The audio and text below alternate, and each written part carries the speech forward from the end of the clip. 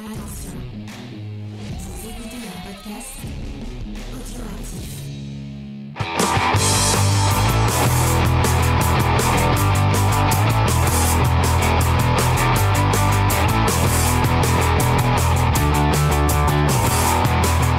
Salut à tous et bienvenue dans Comics Discovery, un Comics Discovery qui sera silencieux. Donc pendant 1 heure, on ne va rien dire. Et on va lire le comics en même temps. Non, c'est pas ça. On va vous parler. On fait une petite dérogation puisque quand il y a du label C119 qui sort, et ben on parle de trucs du label C119 et même quand il y a des BD cool qui sortent et qui nous donnent envie, et ben on en parle. D'ailleurs, j'y pense. Il y a une BD qui est sortie chez 6 pieds sous terre qui a l'air pas mal, qui s'appelle l'Odyssée de merde. Et Zelda m'en a dit du bien. Il faudra que je passe la prendre avant que malheureusement je sais pas si on en a parlé. Si vous êtes Montpellier ou si vous aviez envie de passer vers Montpellier, enfin avant, on va dire bonjour à notre équipe parce que les pauvres, on va pas dire bonjour. Bonjour Sophie, est-ce que ça va? Ça Sophie? va, et toi? Ça va très bien. Et bonjour Judas, salut Judas, bonjour Judas. Mais 2 semaines d'affilée, mais qu'est-ce qui nous arrive? Ouais, c'est fou.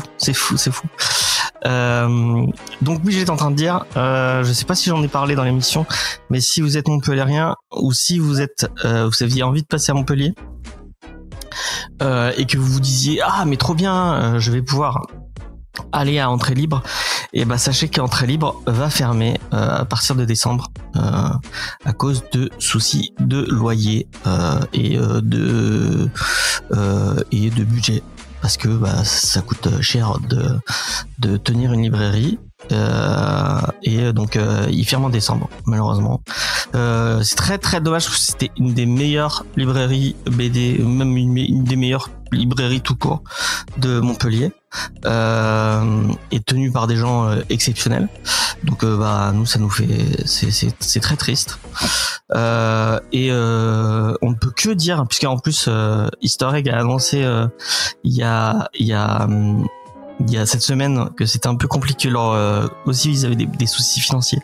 Donc même si vous êtes loin et que vous avez envie d'acheter des bouquins ou d'acheter des Gunpla ou n'importe quoi, sachez que vous avez leur site internet et qu'ils livrent avec Mondial Relais. Donc même si vous n'êtes pas sur Montpellier, vous pouvez acheter des trucs à Easter Egg, et si vous avez l'occasion, n'hésitez pas, parce que ça va les aider, puisqu'effectivement apparemment cet été ça a été compliqué, et le début de rentrée est un peu compliqué aussi. Donc voilà, et soutenez vos commerçants indépendants, voilà, parce que Amazon n'en a pas besoin, la Fnac n'en a pas besoin, enfin bref, j'ai pas cité 40 millions de marques, mais les grands trucs n'en ont pas besoin, alors que les petits commerçants ils galèrent. Donc allez-y, soutenez-les. Et donc je disais oui, Odyssée de merde, je sais plus de qui c'est, mais la couverture était très jolie, et quand je l'aurai lu, je vous en parlerai, parce que ça a l'air très cool, et que 6 pieds sous terre font des super bouquins la plupart du temps. Je crois que j'ai jamais été déçu par un bouquin de 6 pieds sous terre pour l'instant. Donc voilà. Donc cette semaine on vous parle de Silent Jenny, un bouquin français puisque c'est Mathieu Bablet qui est au dessin et au scénario. C'est sorti chez Rue de Sèvres dans le label 619. Mathieu Bablet, on en a pas mal déjà parlé dans l'émission, si je dis pas de bêtises, parce qu'on avait fait Carbone et Silicium qui est de Mathieu Bablet. On a fait Frontières, mais qui n'est pas de Mathieu Bablet. On a fait quoi de Mathieu Bablet Depuis Carbone et Silicium, il a pas vraiment ressorti de gros albums solo, entre guillemets. On l'a eu sur Midnight Order, mais c'est plutôt de la collab, à mon sens, même s'il est en gros sur la couverture. Donc là, c'est... Il bossait pas Shin Zero, il est pas dessus, non? C'était pas non, lui. je crois que c'est Singelin au dessin, il me semble. Ouais, mais il y a un scénariste avec lui. À vérifier. Dans tous les cas, les gars du label 619, on les connaît bien, et du coup ils font pas mal de projets transversaux entre eux, mais là on traite de 100% pur Mathieu Bablet. Ouais, et ça fait plaisir parce que c'est quelqu'un qui est très fort. Et si Mathieu Bablé, il était effectivement sur Shin Zero, il est auteur et illustrateur, donc il a dessiné des trucs et il a écrit des trucs aussi. Voilà. Donc on avait parlé de Mathieu Bablé depuis un moment aussi. Parce qu'on a fait Shin Zero. Si vous avez pas lu Shin Zero, lisez Shin Zero, c'est très très bien. J'ai très hâte que la suite sorte. Parce que il y a des trucs. Tu l'as lu toi, Sophie? Non. Et ben je pense que ça pourrait te plaire. Moi. Ça pourrait plaire à ton copain. Yes. J'avoue que 619 j'aime beaucoup, mais je crois que j'ai rien lu de 619 depuis un bout de temps. Le dernier truc que j'ai dû lire c'est Midnight Order. Et... T'as pas lu le truc du Daniel Noir? Non. Je crois pas. Ah ou attends, j'avais peut-être commencé à lire, mais je crois pas que j'ai fini. Et j'en ai acheté un il y a au moins 9 mois, mais j'ai pas encore lu. La cover m'a donné super envie, mais je crois que c'est un truc avec un samouraï. Un truc avec un samouraï? Je crois. Chez le label 619? Tu confonds pas avec le truc de... Merde, comment ça s'appelle? Le truc de Sylvain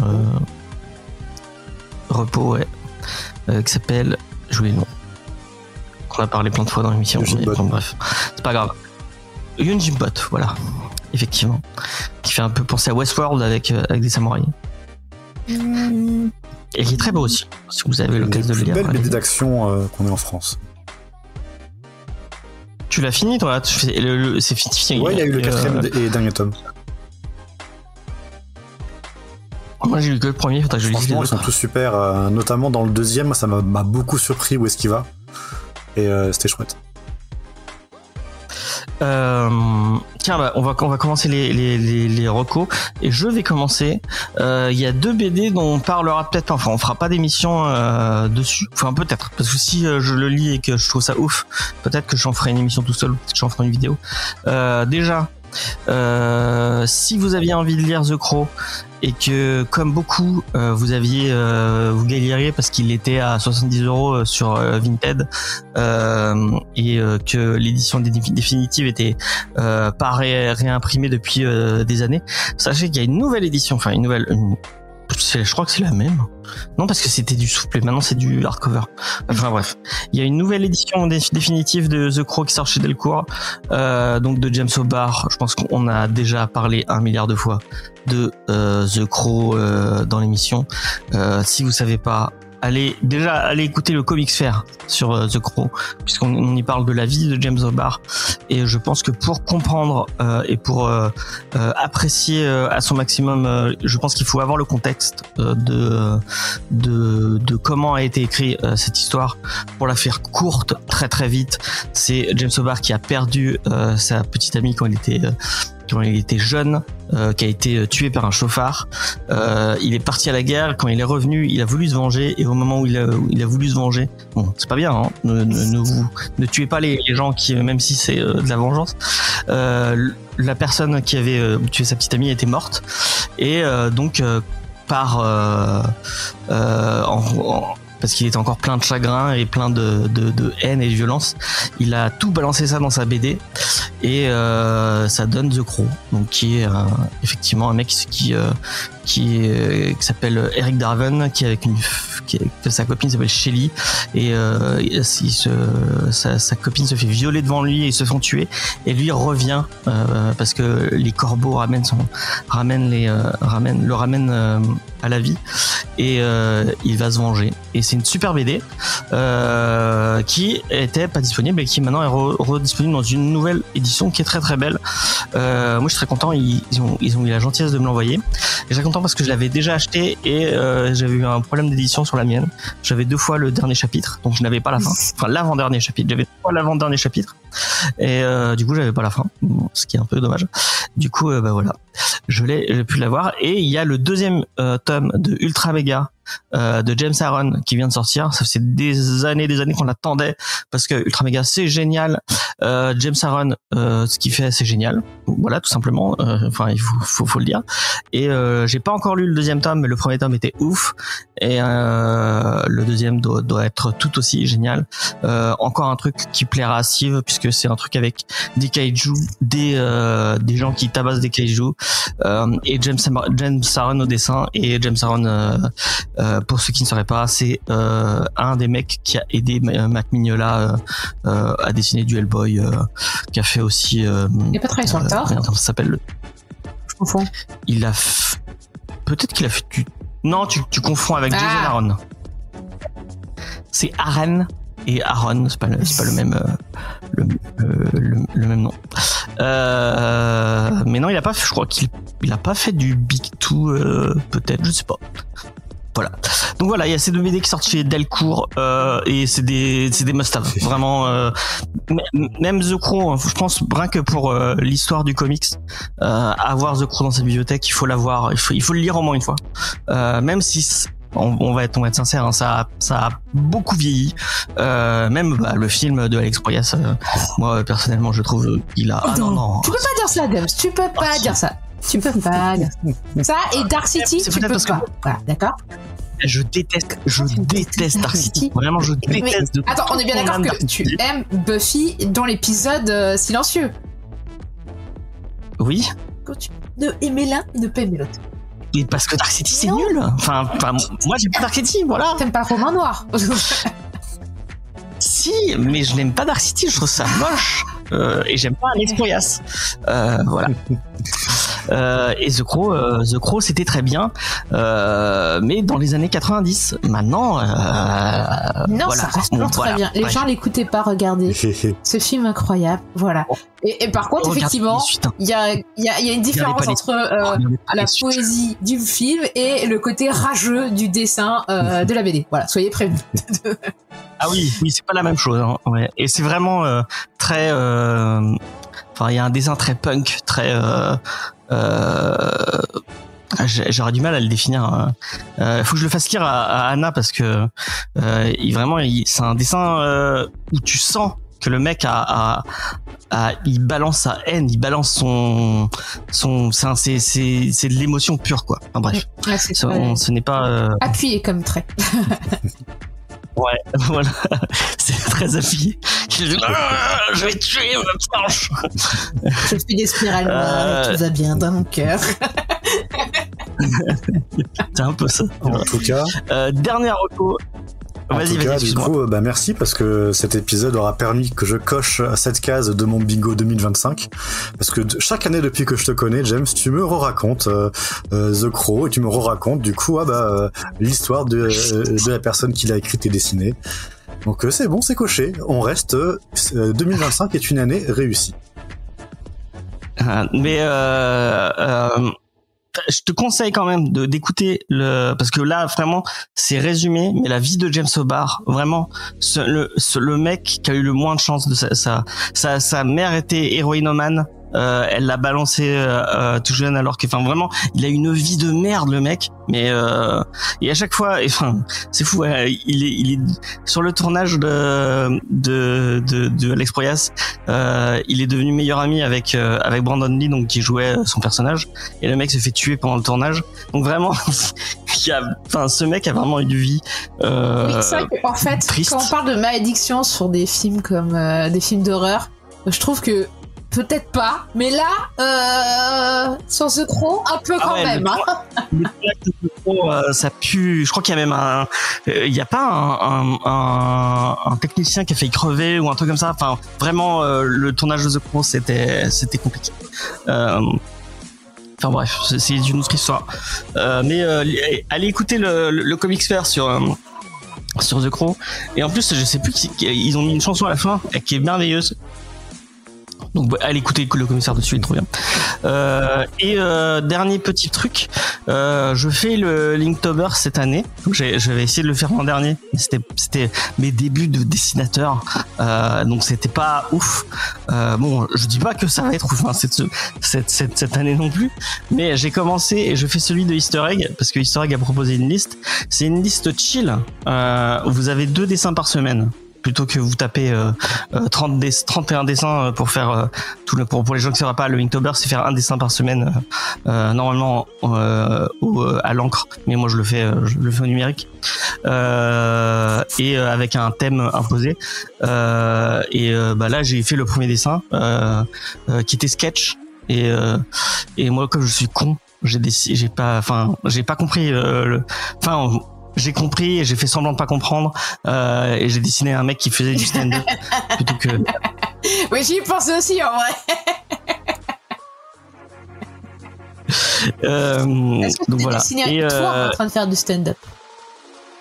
Oui, c'est moi qui fais du stand-up, qui dit c'est l'histoire d'un mec qui essaie de faire l'Inktober et qui comprend pas le premier thème, voilà. Le deuxième thème c'est Ghibli et ça va être aussi j'essaie de prendre quelqu'un qui essaye de faire son portrait en Ghibli avec l'IA et qui a un résultat jaune dégueulasse. Et genre tu les sors, il y a de la pisse qui sort. Je t'ai donné mon idée déjà, je te l'ai spoilé, mais je veux pas la spoiler pour les autres, mais tu te souviens pas? Ah moi? Oui, je te l'ai dit. Ah si. T'as dit que c'était marrant. Si, peut-être. Vas-y, répète-la pour Julia. L'indice Cronenberg. Ah oui. Ouais. Oui, bon, je sais pas si j'arriverai. Effectivement, tu me l'as dit, j'ai fait. T'as été ambitieux. Par contre, c'est ambitieux. Oui, bon, on verra. Ça se trouve, j'y arriverai pas. Si vous voyez un truc moche, vous le savez, en lien avec Cronenberg. Donc, il y aura du body horror et Ghibli. Voilà. Je vous laisse deviner. Donc tout ça c'est sur mon compte Instagram, James Podcast. Voilà. Et normalement je fais des stories où je partage. Si vous suivez Comedy Discovery, je l'ai partagé, donc vous pouvez aller cliquer normalement en story. Bon, Judas, est-ce que tu as trouvé une? Tout à fait. Oui, tout à fait. Non mais j'en avais. C'est bon. Moi, je vais vous parler un petit peu d'un manga qui s'appelle Dead Demon Destruction, qui est par l'auteur qui a fait Bonnie Poon Poon, donc ça va déjà être fun. Oui, c'est ça. En fait, parce que j'y trouve du coup un rapport avec le comic du jour, avec la bande dessinée du jour, dans le sens où c'est un mood qui est un peu bizarre. En fait, Dead Demon Destruction, c'est un manga qui raconte du coup la vie un peu quotidienne de lycéennes qui vont passer l'équivalent du bac.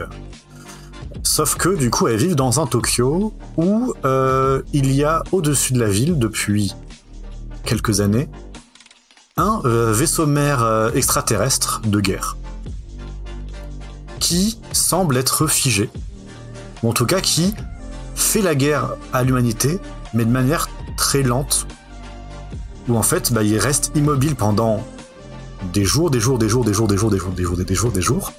Tous les essais pour le détruire échouent parce qu'il y a des bons systèmes de défense, et il va mener une attaque de temps en temps qui va être soit très prévisible, soit pas efficace, soit ou alors très lente, et c'est assez rare qu'il y ait vraiment des destructions immenses.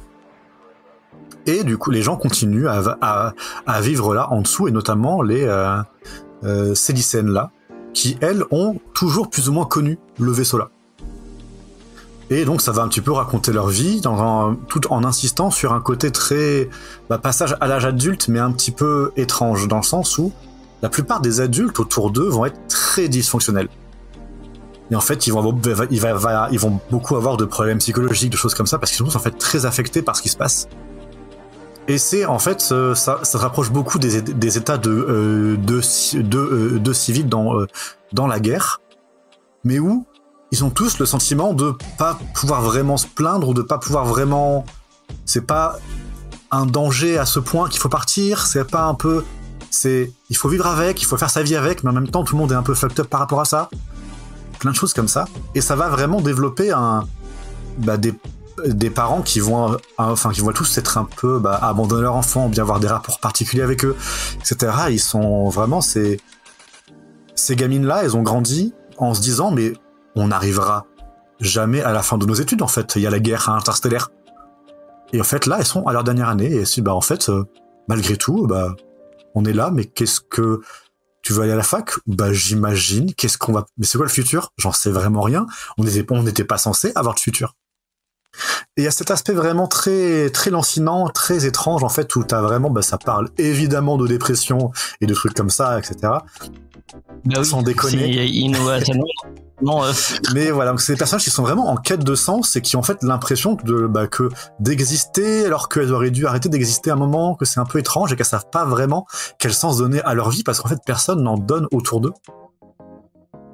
Et voilà, je vais pas du tout vous spoiler ce qui se passe, mais genre évidemment il y a des trucs que j'ai trouvé vraiment déchirants, et la façon aussi de les traiter est à chaque fois très originale parce que c'est pas du tout quelque chose de frontal, c'est pas du coup du traumatisme frontal un peu bébête, ça va être souvent assez subtil ou alors souvent plutôt par de l'absence de contenu choquant que ça va nous choquer en fait. Sans vous raconter trop. Pour l'instant, il y a 12 volumes, donc j'ai pris les 12. Et quand j'ai envie vraiment d'être triste sans trop savoir réussir à mettre le doigt de pourquoi je suis triste, c'est ma lecture. Il y a une version animée qui est disponible. Je vous la conseille absolument pas. Parce que c'est juste en film. Et du coup, ça va très très vite. Et le côté où tu disais où ça prend son temps pour... Ouais, non, pas du tout là. C'est vraiment dommage parce que le propos vraiment se nourrit de ce rythme-là en fait, avec cet entre-deux. Tous les personnages sont entre-deux, etc. Alors si vraiment ça va vite. Il y a des ellipses de bâtards et vraiment je le conseille pas. Et pour rester sur Asano, il y a une nouvelle série à lui qui sort ce mois-ci. Si vous avez envie de, je sais pas si c'est déprimant, hein, parce que partez du principe que oui. Tout ce qu'il a fait est déprimant. Donc, ça s'appelle No Ninja Into the Deep. Ça sort le vendredi 10 octobre. Et rien qu'à la cover, elle donne très envie. Et si j'arrive pas à voir le pitch. Bon bref, il y a un nouveau Asano qui sort et Asano, malgré le fait que effectivement à chaque fois que on en parle, moi j'ai tendance à dire non mais ne lis pas ça parce que tu vas te suicider après. Non, mais ça reste un mec très très très fort et Bonnie Poum Poum, mais malgré tout le mal que ça m'a fait, c'est une lecture agréable. J'ai pas fini Dead Demon Destruction, mais c'est très bien aussi. Et moi je vous conseille aussi Solanine, qui est qui est un one shot et qui parle de dépression aussi et de perte et de comment on fait son deuil. Vraiment un super manga. Merci. Plaisir. Je suis là pour cette reco, dans tout plein dans le, c'est très dans le mood spooky et un peu déprimant de cet automne et d'octobre. Donc voilà. Sophie, est-ce que tu as une reco à nous offrir? Alors moi ça fait longtemps que je suis pas allée au cinéma et la dernière fois que j'avais été on y avait parlé ensemble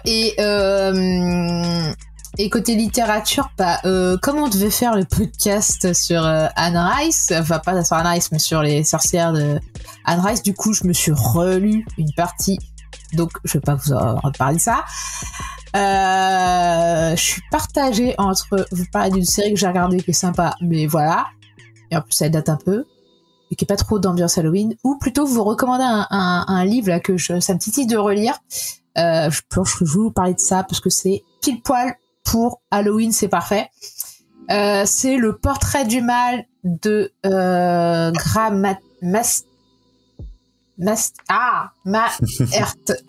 Putain, je confonds en plus avec Masterton, c'est pas Masterton, si. Bref, James vous mettra le nom avec le nom de l'auteur dans la description, comme ça vous aurez tout. Merci de me rajouter.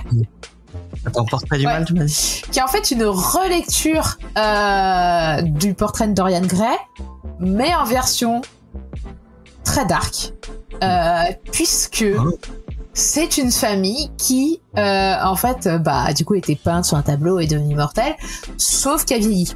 Elle vieillit parce que en fait elle a perdu le tableau et du coup ouais voilà et on comprend du coup que le tableau a dû s'abîmer sans doute. En tout cas comme du coup ils ont une apparence dégueulasse, pour parer à ça ce qu'ils font c'est qu'ils kidnappent des gens et qu'ils les écorchent vifs pour récupérer leur couenne, voilà. Et du coup, on va suivre d'un côté la famille qui essaie du coup de récupérer des pots sans trop se faire remarquer, et en même temps le tableau, et de l'autre un flic qui va du coup se poser des questions de pourquoi il y a des écorchés vifs, voilà. Et c'est très gore, voilà. On n'est pas non plus dans du Clive Barker, mais on en est pas loin. Et j'ai beaucoup aimé. En fait, j'aime beaucoup le style de cet auteur-là parce que il fait partie de ces auteurs qu'on appelle de la vague de la new horror ou de la nouvelle horreur, même si ça date un peu maintenant, où c'était avec Clive Barker, l'autre Mustafa. Oui, parce que Clive Barker, c'est vu maintenant. Ouais. Mais c'est une vague d'auteurs qui, en fait, américains ont relancé l'horreur en lui donnant un côté plus impactant et plus dark. Oui, le bouquin de 89. Hein. Donc oui. Oui, mais c'est bien de revenir. Voilà. Je suis désolée, mais moi je trouve que l'horreur actuelle est un peu aseptisée. Voilà. Récemment, tu vois, il y a quelqu'un qui m'a fait tiens, regarde un texte d'horreur que j'ai demandé à ChatGPT. Je lis le truc, genre. Oui, dans mes ChatGPT. D'accord, mais c'est surtout que la personne n'était pas habituée à ce qu'on attend de l'horreur parce qu'il y avait pas de description gore, il y avait même pas de description olfactif, tu vois, voilà. Bref, c'était Disney imagine l'horreur, quoi, voilà. Et ChatGPT fait la somme de ce qu'on sort actuellement. Donc voilà, moi je trouve qu'il faut revenir au bon vieux classique. Et si vous voulez vraiment avoir peur, revenez à l'horreur des années 90, on savait en faire, quoi, à l'époque. Et voilà, le portrait du mal est vraiment cool, je trouve. On a sa dose d'horreur, on a sa dose d'ambiance, sa dose de gothique, et il y a une petite enquête pour ceux qui aiment bien le côté enquête. Je trouve que ça rend plus fluide les textes quand il y a une enquête policière. Ouais. Voilà. Je vais aussi rebondir sur ta reco parce que tu parlais d'horreur et tu parlais de Dorian Gray, donc de l'horreur un peu.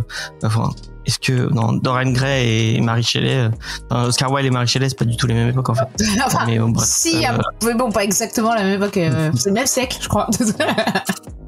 Ouais, voilà. Il y a une nouvelle traduction et une nouvelle édition de Frankenstein, donc de Mary Shelley, qui est sortie chez Monsieur Toussaint l'Ouverture, et l'édition est magnifique. Vraiment, bon, comme d'habitude avec Monsieur Toussaint l'Ouverture. Sophie, je te conseille de jeter un coup d'œil. Vraiment, le bouquin est d'une beauté, et en plus il est pas trop cher parce qu'il est à 15 €. Parce que les bouquins sont rarement. Un beau bouquin pas trop cher. En plus, il a il y a une espèce de texture, t'as envie de toucher. C'est un peu bon, bref. Et Frankenstein. Bon, est-ce que mais toi t'aimes pas le bouquin? C'est pas toi qui aimes. Alors moi j'adore le concept, hein, mais le bouquin, je trouve que les descriptions sont trop longues. Et en plus, du coup, t'es partagé entre le docteur qui est vraiment un psychopathe et dans le bouquin en tout cas, et la créature qui est vraiment dépressive. Et moi, j'ai passé un mauvais moment en lisant. Par contre, j'avoue que j'ai un peu une aficionado sur toutes les adaptations de BD qu'il y a eu de Frankenstein, et j'adore. Voilà. Je crois que c'est celle de. Oui, celle de Bernie. Ouais. Enfin, c'est pas c'est pas vraiment la BD puisque c'est lui, il a fait juste des illustrations. Ouais, elles sont très belles. Et celle de Bernie Wrightson. T'as aussi, je crois que c'est Guillaume ou Nicolas Delors aussi qui l'avait fait dans un style un peu façon Gustave Doré, qui était vraiment très belle aussi. Non, il y a vraiment, la créature, elle a donné de belles inspirations, je trouve, et j'adore les films, tu vois. Mais le bouquin, j'ai vraiment du mal à lire. The Bride de Maggie Gyllenhaal, ça a l'air d'être une tuerie. Moi, c'est le film que j'attends le plus. Même, tu vois, l'adaptation de Bernard Rose qui a des défauts parce que le truc, ça se voit qu'ils ont pas de thunes et tout. Je trouve qu'il y a des trucs hyper intéressants. Je trouve que c'est super dur de tomber sur une mauvaise adaptation de Frankenstein où il y a rien à sauver, il y a rien d'intéressant. Il y en a, mais voilà, comparé à d'autres œuvres, tu vois, Dracula par exemple, moi je commence à avoir marre d'adaptation de Dracula, je trouve que on a fait le tour, tu vois. Oui, mais tu fais 40 fois le même. C'est ça en fait, Dracula, je trouve que les adaptations, elles refont toujours le même film en fait, alors que toutes les adaptations de Frankenstein, elles vont prendre le mythe, elles se disent, je prends le concept, mais à partir de ça, je fais autre chose et je vais raconter quelque chose de différent. Et en cela, je trouve que l'œuvre originelle est plus inspirante que Dracula. De toute façon, Dracula, c'est un peu surcoté, je trouve. Et en plus, ils reprennent des trucs qui ne sont pas... Enfin, ils refont le Dracula de Coppola plutôt que refaire des trucs du bouquin. Voilà. Donc, après, Dracula de Coppola est proche du bouquin, pour le coup. Le côté sirupeux Luc Besson est déjà présent dans le bouquin. Et je voulais finir par je veux dire ah oui et oui quand Sophie dit oui c'est pas assez gore nanani nanana, moi elle a voulu me faire lire, enfin elle m'a conseillé très très fortement, je sais pas si tu connais Judas, Poppy Z. Bright, qui est une autrice, un auteur je sais. Un auteur américain. J'ai voulu lire Koreski et j'ai tenu c'est mon chapitres. J'ai tenu 2 chapitres. Ah merci. J'ai tenu 2 chapitres. C'est horrible. Ouais. Mais c'est horrible. C'est horrible. C'est dégueulasse. On est d'accord. C'est pas. Je disais ça ado, c'était vraiment génial. Ah oui, ado, j'aurais adoré, mais là vraiment, j'ai tenu 2 chapitres. J'étais là, mais non, c'est dégueulasse. Il a une nouvelle excellente aussi dans son recueil de nouvelles qui s'appelle Les cours de la fée verte. Oui, c'est fait. Sur des zombies qui ont des affects, des goûts particuliers. Ils ne mangent pas le cerveau, ils mangent autre chose. Voilà. Ah, d'accord. Bah là, pour Koreski, c'est Jeffrey Dahmer qui vous explique ce qu'il va faire et ce qu'il aime faire. Vraiment, c'est ça. Il y a des nuances. C'est franchement cool. En fait, c'est une définition, complètement. C'est une histoire d'amour entre deux tueurs en série, voilà.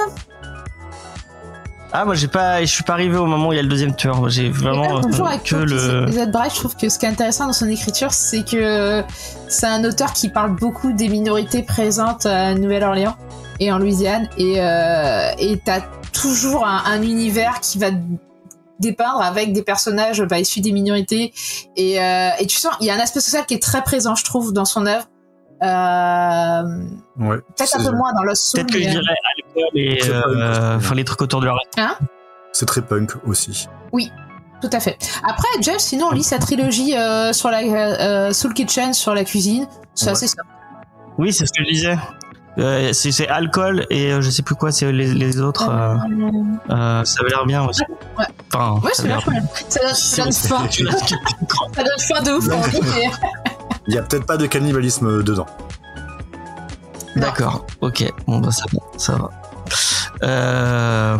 Mais il y a des meufs. Voilà. Mais c'est les méchants, c'est pas le cœur du livre, mais il y en a quand même. Après, si c'est la cuisine comme par exemple The Bear, je suis désolé, on fait des digressions sur digressions, mais moi The Bear, c'est une superbe série. Moi, comme j'ai bossé dans ce milieu-là, ça me rappelle trop. Enfin, c'est tellement le milieu de la cuisine et le milieu de la restauration que j'ai l'impression de revivre mes traumas parce que vraiment moi c'était des traumas de bosser en restauration. Peut-être que ça va pas te plaire comme lecture, je sais pas. Lis et tu te feras ton avis parce que tu sens qu'ils sont sous pression. En fait, l'histoire c'est un couple de cuistots gays qui essayent d'ouvrir leur resto et ils comprennent vite que ils sont pas tunés parce qu'ils sont des petits cuistots. Ils veulent monter leur restaurant, donc du coup faut trouver de la thune. D'où les problèmes après avec la mafia. Donc ils trouvent un local qui est pas trop cher, etc. Et vraiment tu es confronté à tous les problèmes, dont aussi le fait que le milieu de la cuisine était un milieu impitoyable, quoi. Et ils sont choupinous de ouf, voilà. Ok. Et ben voilà. On vous a fait plein de recos, vous avez plein de trucs à lire. Mais ce dont on va vous parler cette semaine, c'est de Silent Jenny. Est-ce que on va représenter le label 619 et Mathieu Bablet? Je sais pas si ça sert vraiment à quelque chose. Je pense. Je vais laisser Judas lancer le débat qui, je le dis d'avance, n'est pas du tout préparé. Comme ça au moins je vous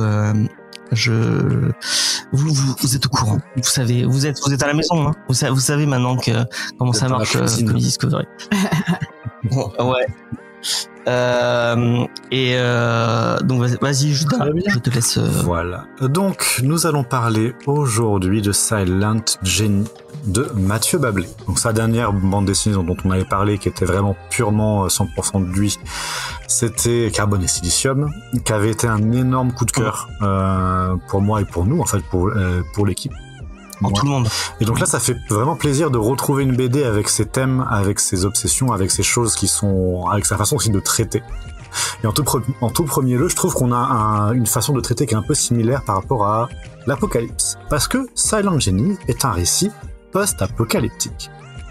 Qu'est-ce qui s'est passé ? On le sait pas, on le saura pas vraiment, mais ça a quasiment à coup sûr un rapport avec l'extinction de masse des êtres vivants, avec le réchauffement planétaire, etc., avec vraiment tout le changement climatique et l'extinction de masse qui survient actuellement, dont on est lancé à fond les gaz. Youhou, bienvenue dans Comedy Discovery, l'émission qui vous donne envie de vous flinguer. Mais si vous avez davantage envie de vous flinguer, je vous recommande de lire Silent Jenny. J'exagère. Oui, bah, c'est un peu c'est cathartique, les enfants. On est là pour. Voilà.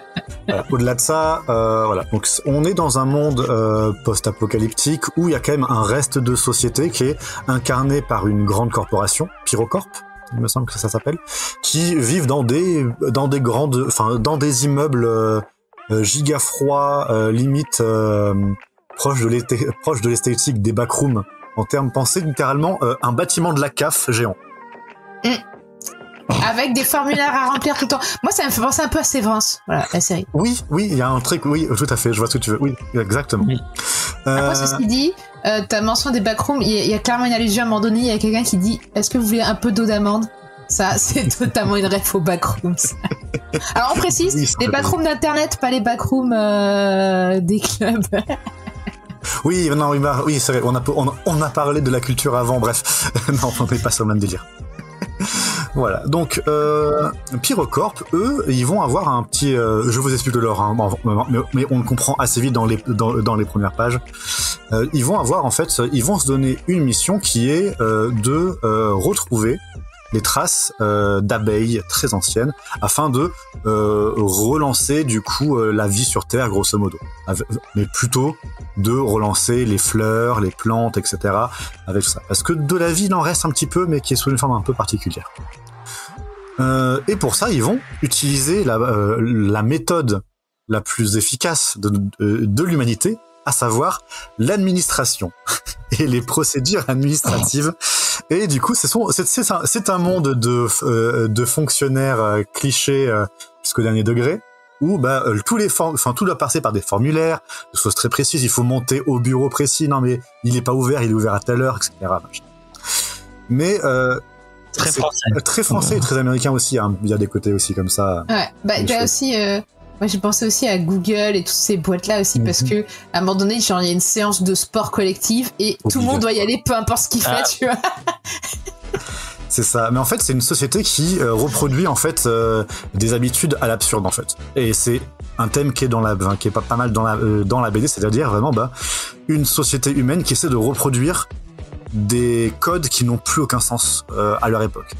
Parce que la planète est ravagée, il y a plus de forêt, il y a plus de prairies. C'est de la croûte à moitié stérile qui est rongée par des vers avec de la moisissure, des champignons et des blobs. Malgré tout, Mathieu Bablé réussit à nous faire des panoramas magnifiques de paysages. Si vous êtes un peu sensible à toutes les esthétiques un peu blob, un peu vues de microscope, avec des trucs très colorés, avec des bactéries, ça machin. Franchement, c'est génial. C'est vraiment très très beau. Et il te fait ça un petit peu en t'amenant des humains à l'échelle. Comment est-ce qu'il fait ça ?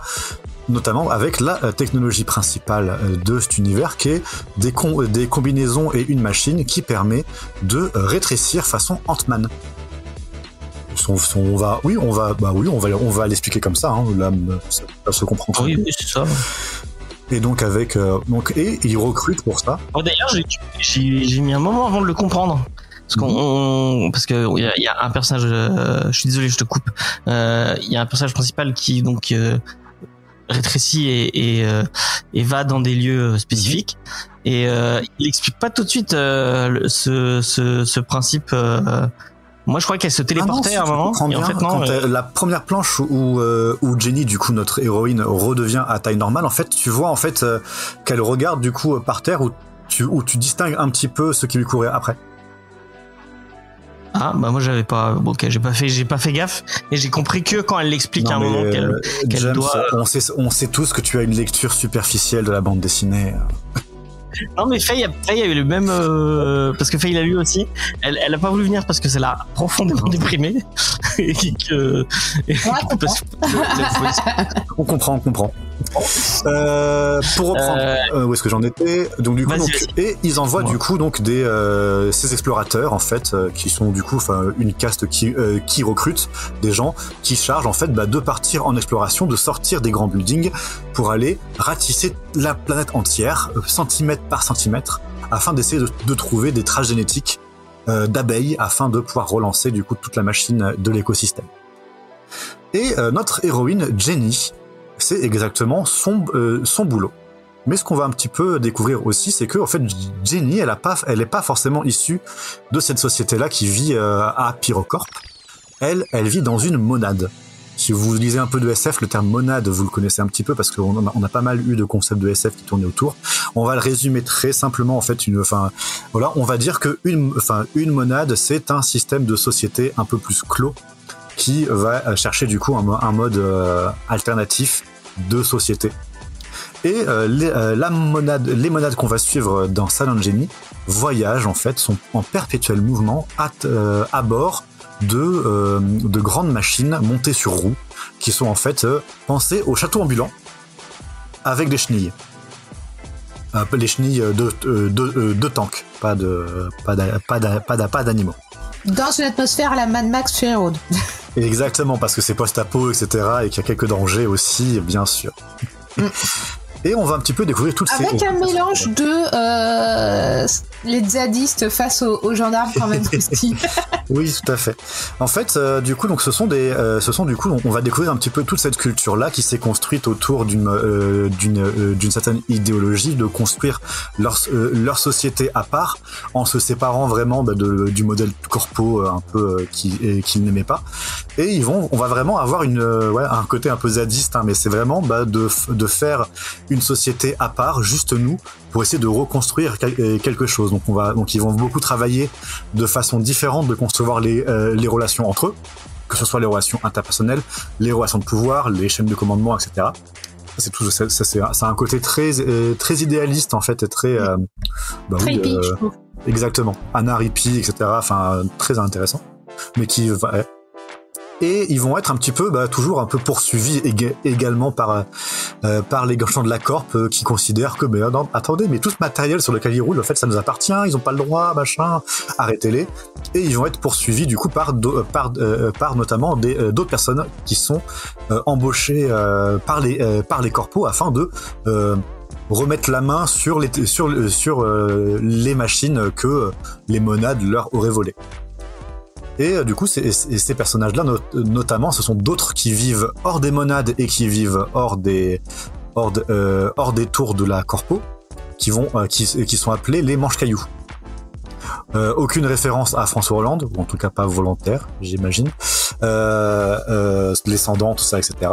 Mais en fait, du coup, ça va être vraiment des punks de Mad Max, qui vont un peu qui vont vraiment être très déformés, qui vont avoir des masques, des casques pour un peu tenir, parce que tout ce monde-là, il est vraiment un peu toxique, etc. D'ailleurs, on va le voir aussi avec les enfants du groupe qui eux portent toujours des masques et des casques pour se protéger du coup de l'air, de l'eau, d'un peu tout. Bref, je vais pas vous raconter un peu tout leur building parce que c'est très intéressant, notamment il y a tout ce qui est en rapport avec la grand-mère qui est super intéressant. Mais j'ai plutôt en fait essayer de vous faire sentir un peu de quoi ça parle Silent Jenny, sachant que moi c'est vraiment une bande dessinée qui m'a bouleversé, je vais le dire comme ça. Mais il faut savoir que je l'ai lu dans mon lit, je l'ai commencé un petit peu en me disant j'arrive pas à dormir, je vais la commencer comme ça, et page 3, ça m'a déjà happé et j'ai tout lu d'une traite jusqu'à l'heure du matin. Une nuit où j'avais 39 de fièvre. Ah, je sais pas si c'est une bonne idée. C'était phénoménal. Je suis rentré dedans à fond et ça m'a plus lâché. Mais Silent Genie, c'est vraiment quelque chose qui va parler de plein de thématiques vraiment difficiles, de choses, de sujets qui sont assez sensibles et de ressentis aussi qui sont très très vifs. Et je comprends complètement que Faye n'ait pas voulu être là avec nous ce soir parce que c'est quelque chose qui retourne. On va beaucoup parler. Oui, allez, je vais essayer de pas vous spoiler, mais de juste vous parler de quoi ça parle. Mais en fait, ça va vraiment beaucoup parler évidemment de dépression, mais d'un type que je vais un peu particulier. Ça va beaucoup parler en fait de notre angoisse climatique actuelle. Et notamment de la dépression que ça peut faire vraiment quand on voit le monde actuel qui court à la catastrophe et aucune des structures qui sont censées gérer le monde qui ne réagissent. Quand on essaie, nous, de faire la différence à notre échelle, on est écrasé par un sentiment de vanité, de c'est vain, quoi. Genre, ça sert à rien. Ceux qui peuvent faire des trucs, ils le font pas, ou alors ils vont pas au bout, ou alors ils ont pas intérêt. Et nous, on est angoissés par la peur de la mort, la peur de la planète va disparaître, nos proches vont mourir, vont tomber malades. Et qu'est-ce que je peux faire? Et ce sentiment écrasant de, en fait, ceux qui ont les moyens de faire quelque chose, soit en fait ils le peuvent pas, soit en fait ils ont pas intérêt, soit ils s'en foutent, soit ils comprennent même pas qu'est-ce qui se passe. Et ça va vraiment être un rapport à la dépression et à l'angoisse climatique qui va vraiment être incarné dans ce monde post-apocalyptique où tout est perdu, il reste un peu d'espoir de refaire partir quelque chose et on va plonger dans l'absurde à chaque fois mais dans une quête de sens, et Jenny qui est complètement une quête de sens, d'essayer de donner un sens à sa vie, de donner un sens au combat. Les monades ont la philosophie de continuer à avancer perpétuellement, mais Jenny, elle n'arrive pas à avancer. Et c'est vraiment, il y a tous les thèmes, que ce soit à la fois dans une semi-utopie dysfonctionnelle, dans les corpos, dans le parcours de Jenny par rapport à ce qu'elle ressent et à ce qu'elle essaie de faire, tous répondent merveilleusement bien en fait et tissent des thèmes qui sont assez transparents parce que la plupart des métaphores vous allez les comprendre, vous allez les voir, mais qui en fait s'alimentent entre elles pour apporter des nuances à chaque fois. Il peut y avoir des trucs extrêmement un peu bas du front sur l'administration absurde, etc. Et comment est-ce que essayer de faire avancer, de faire évoluer des trucs, ça n'avance jamais. Mais qui est un peu bas du front, mais qui va être mêlé après en travers avec un autre thème qui va venir d'un autre côté et qui va vraiment entrer en résonance et être assez vraiment sensible, très très chouette. Et c'est là qu'on voit vraiment la maturité de l'écriture de Mathieu Bablé, parce que quand on voit, moi je sais que j'avais été assez fâché avec sa bande dessinée qui s'appelait Shangri-La, où je trouvais que le thème était intéressant, mais traité un peu trop frontalement, un peu très très simpliste, avec une conclusion que je trouvais vraiment simpliste et un peu qui manquait de nuances. Avec Carbone et Silicium, il a vraiment apporté un truc qui avait un souffle, qui avait un propos que je trouvais fabuleux.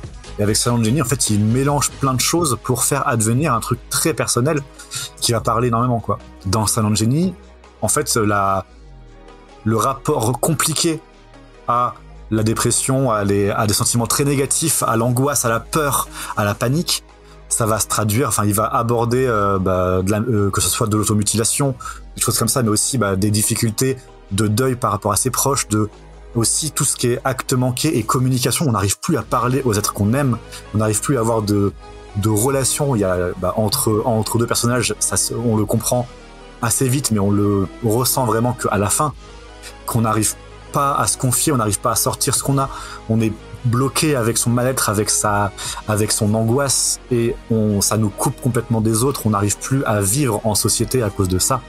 Ça va parler de handicap, ça va parler de plein de choses, ça va vraiment être très très, et puis très viscéral, quoi. Moi, si je l'ai vécu de façon aussi intense, c'est que ça peut être des thématiques qui me touchent, et à travers le parcours de ce personnage-là, qu'on voit souffrir, qu'on voit avoir du mal, qu'on voit essayer, qu'on voit vivre, passer par plein de stades que je vais pas vous révéler, ça m'a vraiment transporté. J'en ai eu envie de vomir j'en ai pleuré. Et c'était vraiment c'était vraiment bouleversant, c'est mon mot.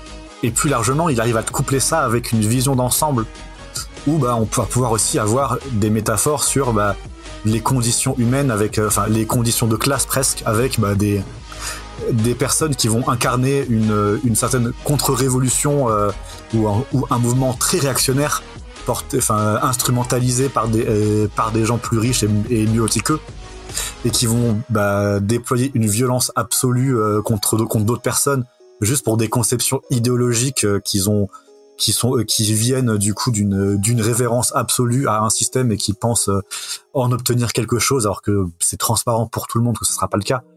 Et on a vraiment cette grande comédie humaine qui va être couplée avec un destin très intime qui pour moi est vraiment absolument brillant et a fait une expérience de lecture qui m'a bouleversé. Qu'est-ce que vous avez à dire, chers camarades, chers collègues, de Silent Jenny ? Tu en as très très très bien parlé. Moi, je tiens à dire petit moment un peu où je me self, je sais plus comment on le dire, mais moi j'ai lu Monade, j'ai pas lu Monade, j'ai lu Nomade tout le long du bouquin. Et quand tu as dit Nomade, je me suis dit, mais c'était un M depuis le début. Pourquoi je l'ai lu? J'avais pas du tout fait j'ai vu le mot nomade, c'est nomade, allez c'est parti. Il y a aucun bref. Mais ce qui est intéressant, c'est que on en voit une et il parle qu'il y en a plein autour de la Terre, mais en fait on pourrait faire je suis sûr parce qu'on voit comment celle-là fonctionne, mais on sait pas comment les autres fonctionnent spécifiquement. Donc il y a un moment où on croise d'autres personnes qui viennent d'une autre nomade et on voit que Monade. Quoi ? Monade, voilà. Et on voit que parce que celle-là elle s'appelle le Cherche Midi et elles ont toutes des drapeaux avec des stylés. D'ailleurs les drapeaux. Ouais. C'est très beau, hein, vraiment. Ça m'a rappelé le drapeau de la division asiatique, qui est un truc horrible, mais c'est très joli. D'accord, ok. Et donc on voit que à un moment eux ils accueillent avec à bras ouverts tout le monde, mais ça se trouve c'est pas le cas de tout le monde et il y a l'espèce de j'ai pas trop compris le pourquoi du comment de les manche-cailloux, ils arrivent à survivre et en même temps ils sont rejetés et en même temps ils sont utilisés par la corpo, mais en même temps ils sont rejetés parce que ça reste une espèce de classe, je crois qu'ils peuvent même pas aller en ville, ou il y a vraiment oui, puisqu'il y a encore des résidus de ville à certains endroits. Ils choisissent de pas y aller en fait. Ils choisissent de pas y aller. Ils disent en gros la ville ça pue, on n'a pas envie d'y aller, c'est de la merde. En fait tu vois qu'ils y vont parce qu'ils en ont besoin de temps en temps, mais ils choisissent de vivre en dissidence de ces villes quoi. Je suis pas certain. Oui, parce que ça peut du coup être un discours qu'ils ont construit après coup en disant nous dans tous les cas on veut pas y aller, la ville ça pue, parce qu'ils en ont été exclus aussi peut-être. Peut-être. Peut-être. Après la ville ressemble vachement à un bidonville en soi, donc genre même les manche-cailloux qui ont l'air d'être rejetés par tout le monde, ils sont, mais ils dégagent, mais le mec y a rien qui les dégage vraiment, tu vois. Il y a pas de police, il y a rien, c'est genre espèce de bordel quoi. Qu'est-ce qu'on a pensé toi, Sophie ? Moi alors j'ai eu un peu de difficulté parce que on avait un petit bug au niveau du fichier numérique, comme j'ai dit à James en off, et du coup j'étais perdue des fois. Je me disais mais attends, parce qu'on avait des planches en fait qui étaient décalées et qui étaient en amont, et du coup je me disais mais merde, voilà, j'étais perdue, mais je trouve que l'univers est hyper intéressant. Effectivement, le fait que Monade ressemble à Nomade, je pense c'est fait exprès, les mecs ne s'arrêtent pas, etc. Il y a un mélange d'effectivement de tas de choses de post-apo. Moi j'ai pensé à Judge Dredd, en tout cas un des jeux que j'avais lu, parce que j'ai pas lu beaucoup, dans le côté la tour, espèce de tour infernale là. Il y en avait un que j'avais lu où il était dans ce truc-là. Ça me fait penser aussi effectivement à Mad Max Fury Road. Il y a vraiment un côté post-apo, mais aussi effectivement le château dans le ciel.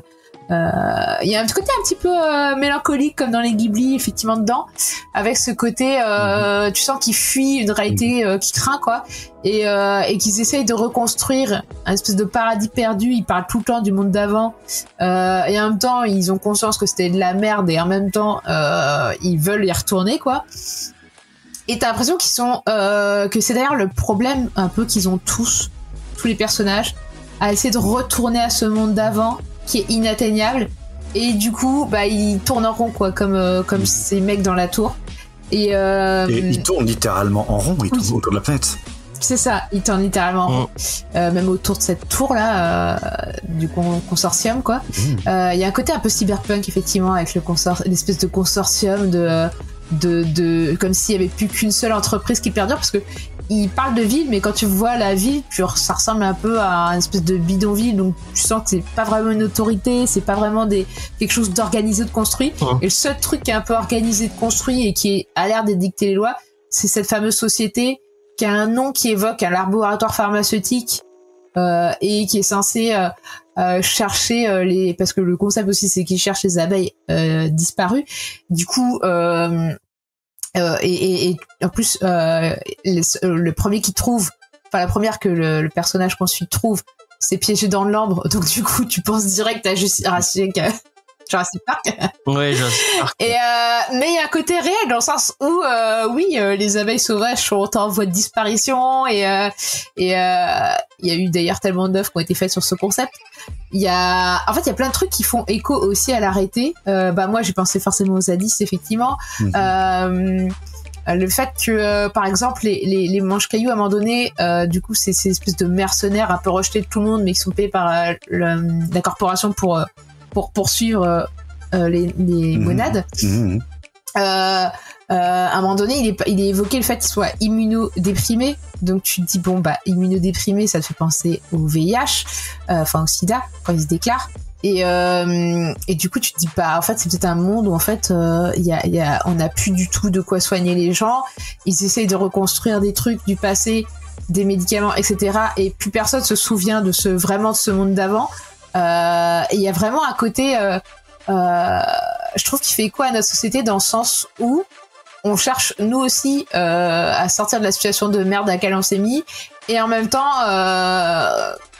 il y a aucune solution qui se dessine vraiment, à part revenir à ce que faisaient peut-être nos arrière-grands-parents. Et encore si tu t'intéresses un peu à l'histoire, tu sais que le problème de réchauffement climatique, ça date pas d'hier quoi, que déjà avant la Révolution française, il y avait déjà un problème de pollution, et qu'en fait on n'a pas arrêté de repousser le problème, jusqu'à que la mondialisation rende évident que en fait on vit tous sur une planète, et que si tu repousses le problème et accélère tout encore là voire ça va empirer, et qu'en plus avec la mondialisation tout le monde s'est mis à faire ça, parce que le colonialisme a apporté les méthodes de l'industrie anglaise partout quoi dans le monde, super idée quoi, mais ça a été juste un accélérateur par rapport à ce qui se faisait avant en fait, donc bref, difficile de. En plus moi je suis assez d'accord avec la conclusion de ce, enfin avec même toute la thématique abordée par cette BD, à savoir que on est foutu. Et du coup je suis désolée, je vais peut-être vous déprimer aussi en parlant de ce sujet-là. La plupart de mes amis à qui je parle d'écologie veulent plus en parler avec moi, parce qu'ils disent tu me déprimes trop. Mais c'est vrai on voit plein de façons de vivre différentes, avec t'as l'impression que tout le monde a une espèce de solution entre guillemets pour avancer, et tu te rends compte, et justement les gens dans j'arriverai pas à le dire, la monade, il y a ce côté oui, il faut jamais s'arrêter, il faut avancer, en fait tu te rends compte que en fait ils sont tous bloqués dans leur truc, et chacun en fait ils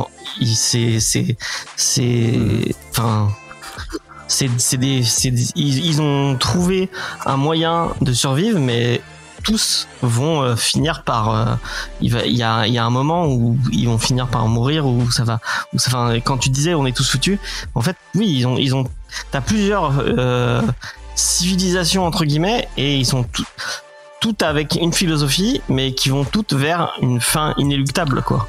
Et que ce soit les zadistes, que ce soit la corpo, que ce soit les gens dans les bidonvilles, il y a toujours un moment où tu comprends que en fait c'est une façon de fermer les yeux et d'avancer vers un truc qui de toute façon va vers une fin qui est inéluctable, et effectivement c'est assez déprimant. Je ne suis pas du tout d'accord.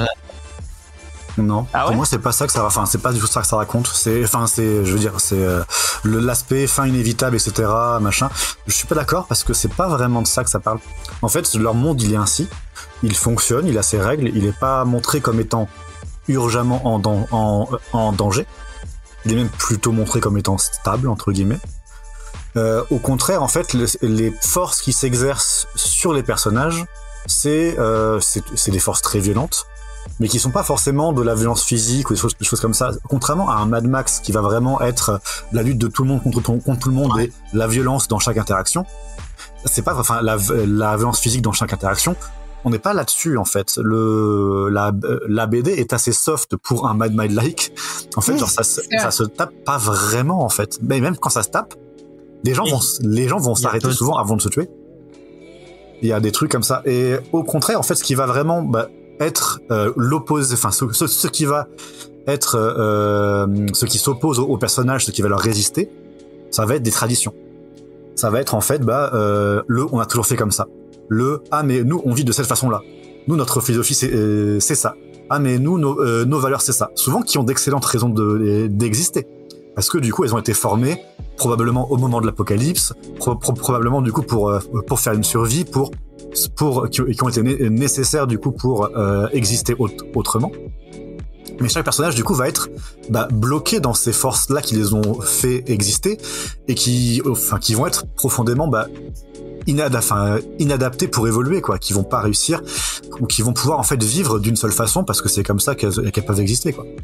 Et au contraire, il y a en fait pas mal de choses qui dans la BD, la morale le truc c'est plutôt même au cours du truc, c'est que en fait, les gens doivent arrêter d'essayer de retenir les choses de changer. Notamment, eux, on voit ça par rapport aux enfants, sans en dire trop, la ville est toute pareille, etc. Et toute la corpo incarne de ça, parce que, bref. Oui. Genre, c'est littéralement le truc figé qui ne doit pas changer, ils ont une tâche, ils la feront à jamais, quoi. Et au contraire, la fin, je peux absolument pas vous révéler ce qui se passe dans le dernier tiers du bouquin.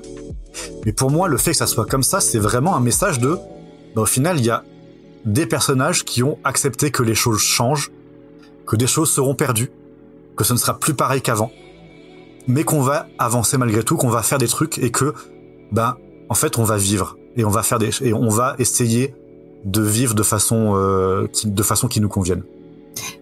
Moi, j'ai l'impression qu'ils sont figés pas tant par les traditions que par leur peur, en fait.